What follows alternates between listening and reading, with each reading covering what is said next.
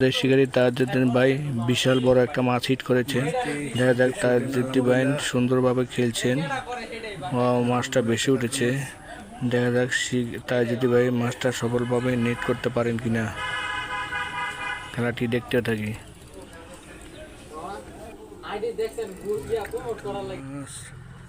দেখা যাক। মাশাআল্লাহ।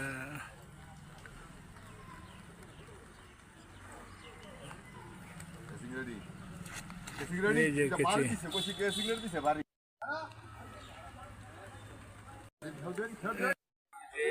কাতল মেশিনের এটা মাছটা মাছ, আলহামদুলিল্লাহ মাশাআল্লাহ অনেক বড় একটা কাতল মাছটা কেচিং হয়ে গেল।